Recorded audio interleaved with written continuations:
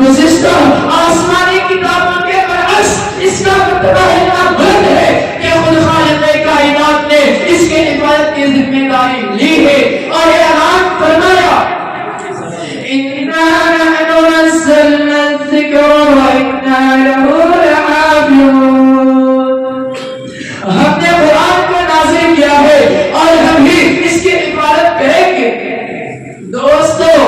قرآن کریم جو کہ سرچشمہ تو ہدایت، منبع اسرار و حکمت، خزینہ رحمت و برکت، ذخیرہ حکمت و موعظت، مادر احکام و شریعت اور مرکز نجاح و فلاح، ذریعہ حسن عمل، باعث صلاح و تقویٰ اور فائدہ حق و باطل ہے۔ اللہ تبارک و تعالیٰ نے اس عظیم الشان کتاب کا تعارف خود کرایا ہے اور بار کو مختلف انداز میں کرایا ہے، لہذا ارشاد ربانی ہے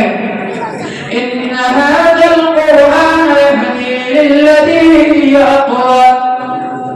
اللہ تعالیٰ نے قرآن کریم کو مرکز ہدایت فرمایا ہے، اس لیے کہ ہم نے اللہ تعالیٰ سے سیدھے راستے کی ہدایت مانگی ہے۔ ذرا غور کیجیے، آپ اپنی نمازوں میں قرآن کرتے ہیں اور سورہ فاتحہ پڑھتے ہیں تو کیا یہ نہیں کہتے اهدنا الصراط المستقيم صراط الذين أنعمت عليهم؟ اے اللہ ہم کو سیدھے راستے کی ہدایت دیجیے، ان لوگوں کے راستے پر چلائیے جن پر آپ نے انعام کیا ہے۔ ہر مومن بندہ پانچوں وقت کی تمام فرض، واجب، سنت اور نفل نماز میں سورہ فاتحہ پڑھتا ہے، ہدایت مانگتا ہے، لہذا اللہ تعالیٰ نے فرمایا میرے بندے نے ہدایت مانگی ہے، سیدھے راستے کی دعا مانگی ہے، اصول زندگی مانگی ہے، دستور حیات مانگا ہے، اس لیے ارشاد ہوا کہ میرے بندو تم نے ہدایت طلب کی ہے، تمہیں صراط مستقیم کی آرزو ہے تو ہم تم کو ہدایت نامہ دیتے ہیں، رہنمائی منظور کرتے ہیں اور مثال راہ بخشتے ہیں۔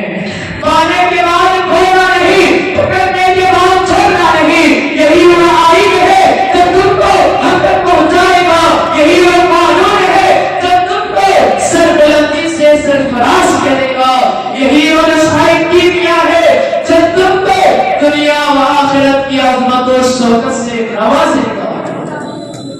برادران ملت، قرآن کریم کی حفاظت کا ذمہ اللہ تعالیٰ نے لیا ہے، اس لیے وہ قیامت تک کے لیے معمول و منفرد ہو گیا ہے۔ اللہ تعالیٰ نے حفظ قرآن کو ایسا جاگر اور مکمل نظام قائم کیا ہے کہ تحریف و تبدیل کا تصور بھی محال ہے۔ کروڑوں کی تعداد میں حفاظ کرام اس مبارک کتاب کو اپنے لوہے دل پر نقش کر لیتے ہیں، لاکھوں کی تعداد میں مفسرین و مترجمین اس کے حوالے میں مصروف ہے، اس کے الفاظ و معنی ہی نہیں بلکہ اس کے حرکات حروف اور ان کے شمار کیے گئے ہیں۔ لاتعداد مسلمان روزانہ اس کی تلاوت کرتے ہیں، لہذا معاندین اسلام اپنی کوشش